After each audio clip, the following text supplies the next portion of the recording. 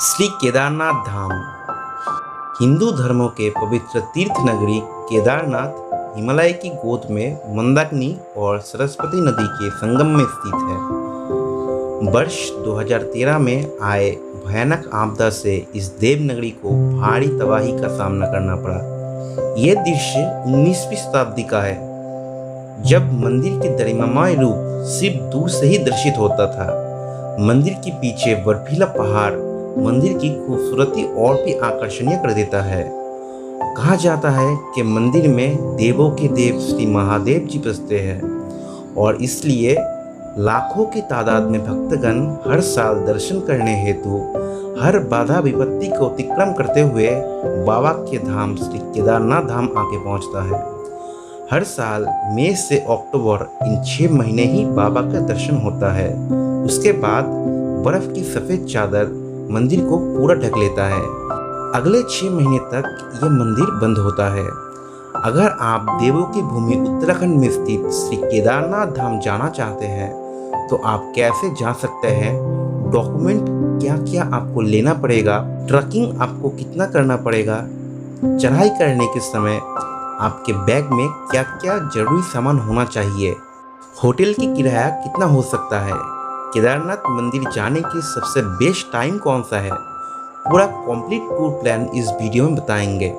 Video को skip ना करते हुए पूरा देखिएगा, क्योंकि केदारनाथ मंदिर से जुड़े बहुत सारे सवालों की जवाब इस वीडियो में देने वाला हूँ। तो वीडियो अगर आप लोगों को इन्फॉर्मेटिव लगता है तो वीडियो को एक लाइक करने के साथ साथ अगर चैनल में आप नए हैं तो प्लीज़ चैनल को सब्सक्राइब कर लीजिएगा, क्योंकि टूर से रिलेटेड बहुत सारा इन्फॉर्मेटिव इन्फॉर्मेशन मैं आप लोगों तक पहुंचाता हूं। तो देर ना करते हुए दोस्तों वीडियो में आगे बढ़ते हैं।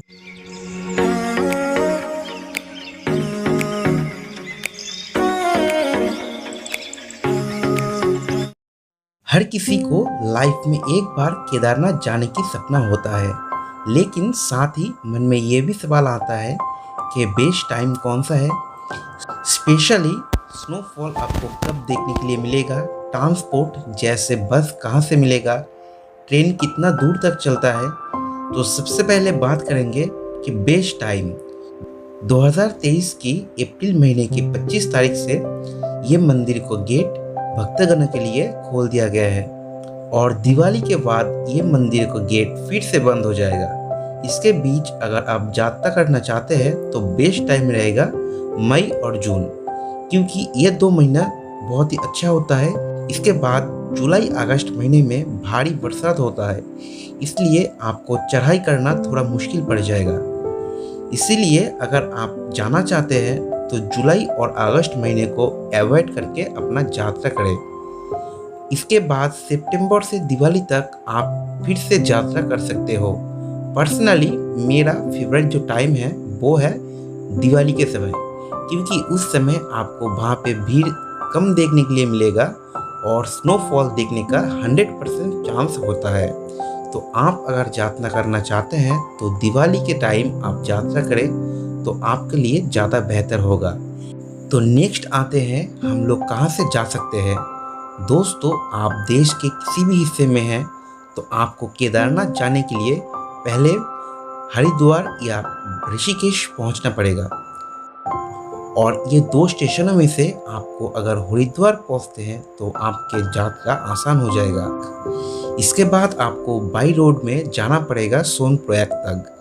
हरिद्वार स्टेशन से सोनप्रयाग पहुंचने के लिए आपको 3 ऑप्शन मिलेगा। पहली तो बस, इसमें आपको गवर्नमेंट और प्राइवेट दोनों ही मिलेगा। सेकेंड है प्राइवेट टैक्सी और कैब, और थर्ड जो है वो है शेयरिंग टैक्सी। सबसे कम खर्च में अगर आप जाना चाहते हैं तो आपके लिए सबसे बेस्ट ऑप्शन रहेगा बस। हरिद्वार से सोनप्रयाग तक पहुंचने के लिए आपको 2 टाइप का बस मिलेगा।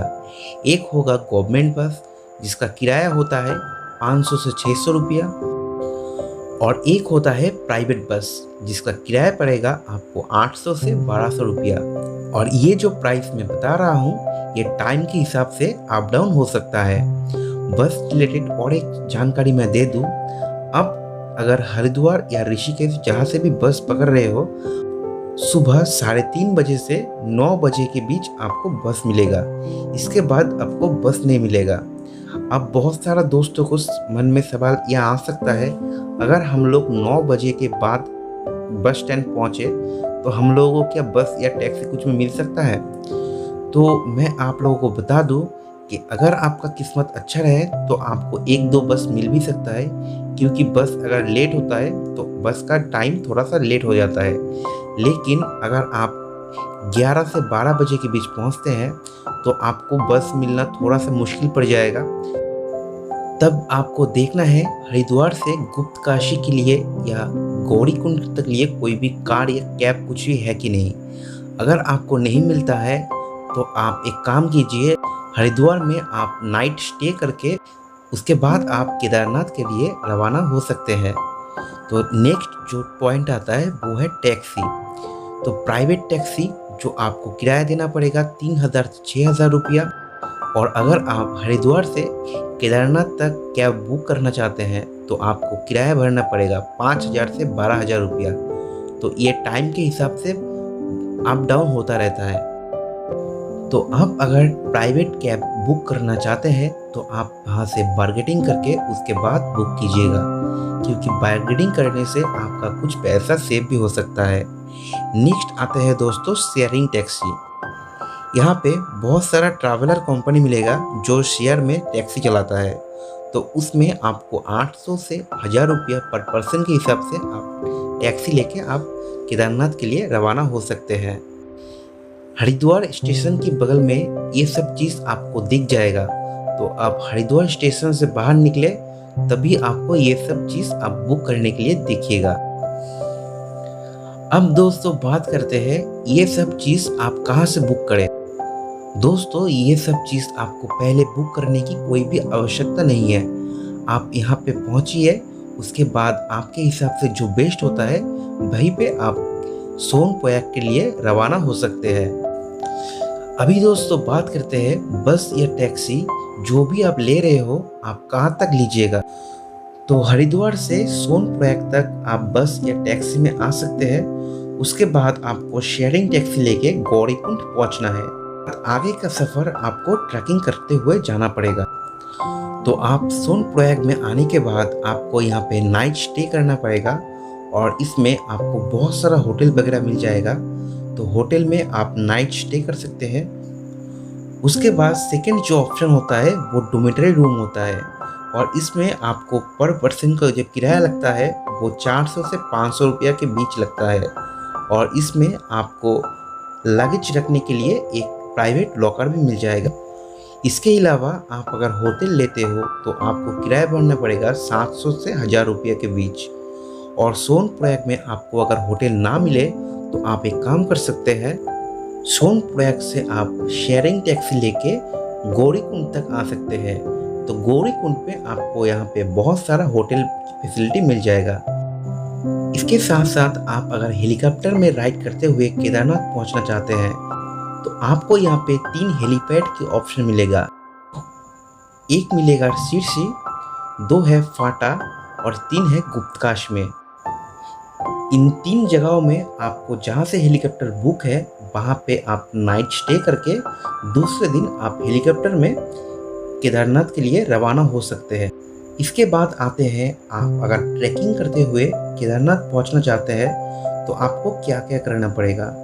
तो ट्रैकिंग करते हुए आप अगर केदारनाथ पहुँचना चाहते हैं तो आप अगर सोनप्रयाग में रात रुके हो तो वहाँ से आपको 50 रुपया की किराया दे के टैक्सी लेके आपको गौरीकुंड तक आना पड़ेगा, क्योंकि गौरीकुंड से ही ट्रैकिंग शुरू होता है।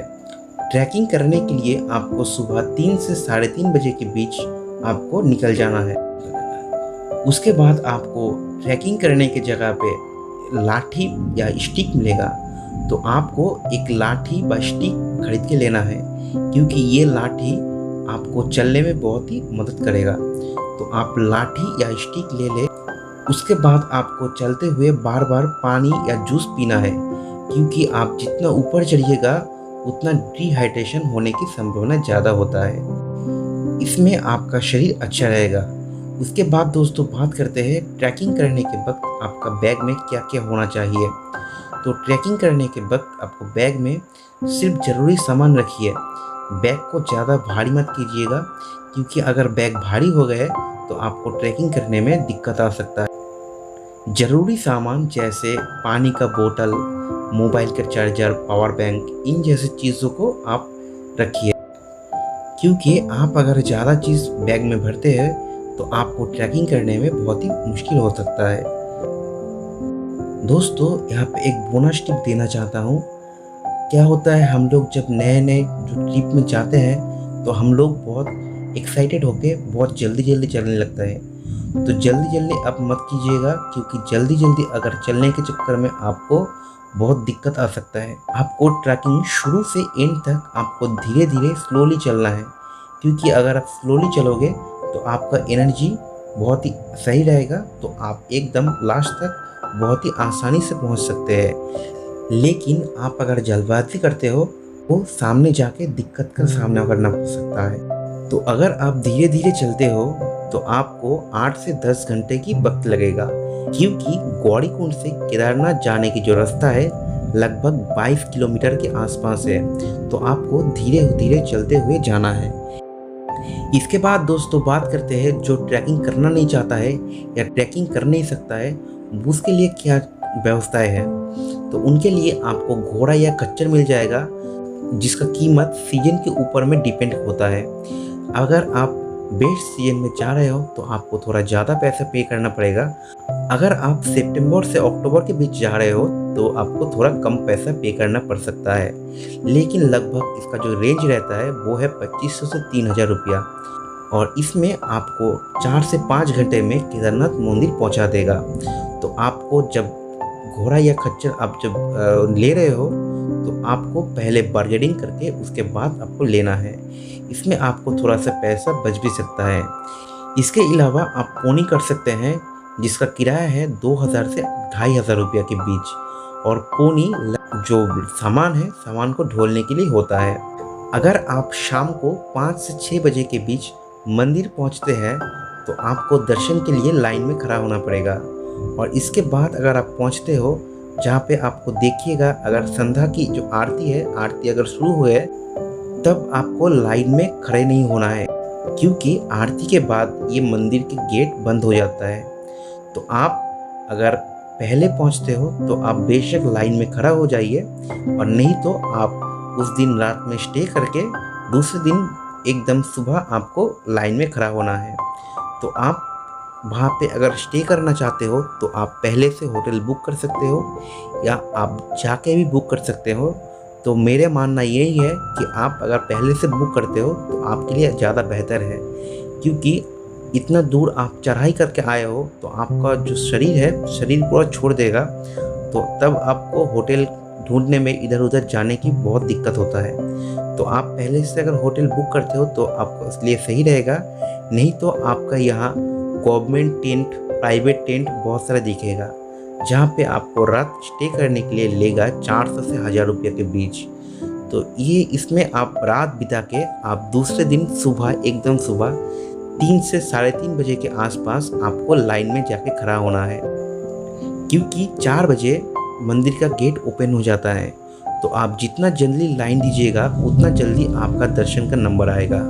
उसके बाद आप वहाँ से बैक करके गौरीकुंड तक आ सकते हैं, और गौरीकुंड से आप जब सोनप्रयाग आएंगे वहाँ से आपको हरिद्वार के लिए बस मिल जाएगा।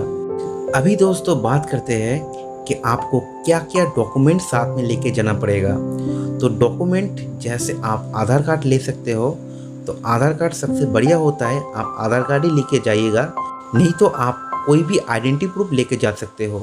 और उसके अलावा आपको रजिस्ट्रेशन सर्टिफिकेट ज़रूर से लेना है। और रजिस्ट्रेशन सर्टिफिकेट आपको कैसे बनाना पड़ेगा, कहाँ बनाना पड़ेगा, अगर आप नहीं जानते हो तो आप मुझे कमेंट कीजिए, मैं एक सेपरेट वीडियो बनाने की कोशिश करूँगा। तो दोस्तों आज के लिए बस इतना ही। अगर वीडियो आप लोगों को अच्छा लगा है तो वीडियो को लाइक करने के साथ साथ चैनल को भी एक सब्सक्राइब कर देना, क्योंकि मैं जब नेक्स्ट वीडियो डालूंगा तो सबसे पहले आपके पास नोटिफिकेशन पहुंच जाएगा। तो चलिए दोस्तों, मुलाकात होता है नेक्स्ट वीडियो में। वंदे मातरम, जय हिंद दोस्तों।